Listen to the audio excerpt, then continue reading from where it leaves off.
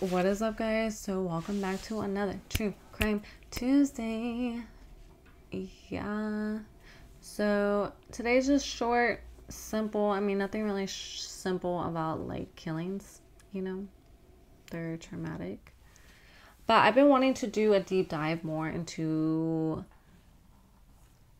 cases that are more intricate and have more depth into them. This one's kind of like quick and like straight to the point, but I do remember the story, so I thought it would be a good one to share. It was kind of like homework for me. You know when like you have homework due and it's like that you wait till the day of. That was me today. I've been doing that and I'm tired of doing that because like I have some in mind that I want to do and I just need more time to get all the information and to like thoroughly say it for you guys and to make sure, you know, I get all the details. This one, yeah, it's just quick, but it's one that I remember. It's known as I Hate Mondays, the murderer Brenda Spencer. So this takes place in San Diego. This is January, I believe in the 70s. This happened so in the morning of January 29, 1979 in San Diego. Shots were fired at a Cleveland elementary school. The shots were coming from across the street. They were coming from Brenda Spencer, who was 16 years old. And she would later be called the mother of schoolyard massacre. So basically, children are going to school, right? They're going to school, they got their backpacks on, and this bitch is just like, starts firing rounds, and she starts firing. And there was 2 people that had died and 8 kids that were murdered. So the first person was shot was principal, who was 53 years old. His name was Burton Ragg. He was opening the gates, trying to help the children get in. Then later, Michael Shusher, I'm not sure if I'm pronouncing that right. He's 56-year-old school custodian. He went to go help the principal, but later got shot as well. A police officer later showed up on the scene, and as he showed up, he got shot in the neck. He didn't die, thank gosh, but I mean, still horrible, obviously. After firing 30 rounds of ammunition, Brenda barricaded herself in her house for about 7 hours. I keep saying I'm really working on my presentation for you guys. All right, let's do this. So a reporter got a hunch. She just started calling numbers in the neighborhood that she thought maybe the shot, like she could get some information. So she ends up calling Brenda's house, right? And she asked if she knew where the shots were coming from, and Brenda said, yeah, it's coming from her address. And she was like, do you think you know who's doing this? Followed by, why are they doing this? And Brenda responds, I hate Mondays. It's gonna liven up the day. Chills. Fucking chills, dude. It's pretty dark. She spoke to the negotiators later on, telling them that they were easy targets. She soon came down. She said she was going to come out shooting, but she ended up just coming out surrendering. Pretty sure she knew, like, if she was going to go out shooting, she was going to die herself. Who knows what she was thinking. Later on, police go into the house. They find, like, bottles of whiskey, alcohol. So it probably wasn't the greatest environment that she was in. It was just her and her father.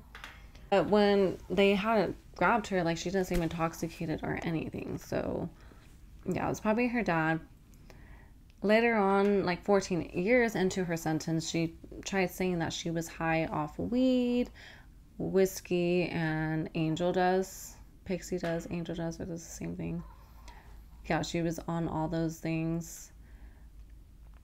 That's a really weird and interesting combination. So I don't know why she would lie about that, but at the same time, like, obviously, like, the toxicologies people aren't gonna, like, their test could have been wrong, who knows, but the chances are probably not really. I mean, shit happens. But she tried saying that, like, later, but the test came out clean, like I said. So she had lived with her father, so it was not the greatest household. She slept on a single mattress, just her father. They just had one single mattress, and it was just them two. She had expressed very negative feelings towards police officers, saying later she wanted to shoot one. Her teacher said that she was very introvert. So right a month before this had happened, she had a psychiatric evaluation, and she was told that she should go and like seek help basically, and for her, like, she should go to a hospital due to her like depressive state. And her father was like, nah, she's okay. What he does instead is buy her, I don't know if I'm gonna be butchering this, a Ruger 10-22 semi-automatic 22 caliber rifle. You know, that's something you buy your 16-year-old daughter who's like depressed. Maybe this will cheer her up. She wanted a fucking radio, but her dad was like, nah, let me buy you a scope with that. He bought her a scope, and he got her 500 rounds of ammunition. Later, she thinks that her dad, like thinking back on it, got her that shit so that she could probably, hopefully kill herself. That's what she was thinking. He bought it, which kind of makes sense. Why else the fuck would he buy it? He said that he had beat her and that he sexually abused her pretty much every day since she was like 9 years old. But he denied everything, of course. I mean, who's going to admit to that? She was tried as an adult, and she was sentenced 25 to life. She was diagnosed with epileptic and depression, and got medication from the California Institute of Women in Chino.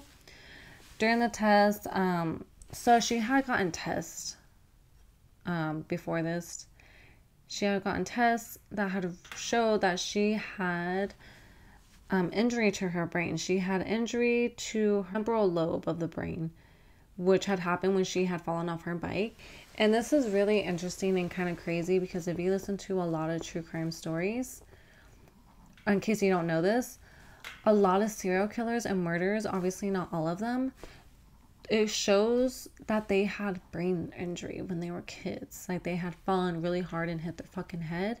And like later you used to see all these murderers, killers killing people, and they all had brain injuries. So I just thought that was kind of like a crazy important detail in there to mention. And all the abuse that she went through obviously adds up to it, but it's no excuse for what she did. Obviously, it was horrific. It's no excuse, but it's interesting to think about for sure. And so she had a hearing in 2001 saying all the things that her father had did to her. When he went to go visit her in juvenile, he had met a girl who was younger than her and resembled her, and he ended up marrying her later. So if that's not proof enough of what she said is true about her father, I mean, I don't know what more you need. Like, that's fucking weird and gross. She had ended up, so 2009 she had paroled, but she got denied. 2001, during a parole hearing, which last year obviously, it shows that she had remorse. With she had said, with every school shooting, I feel like I'm partially responsible. What if they got the idea from what I did?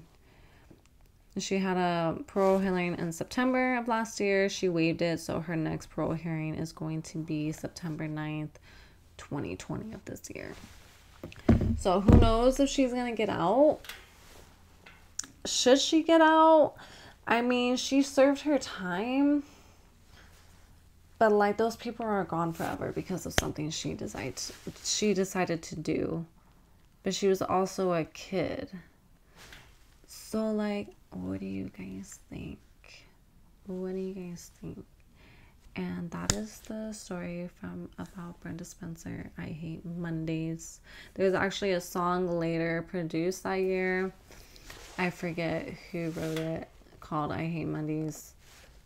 Obviously, they got it from that.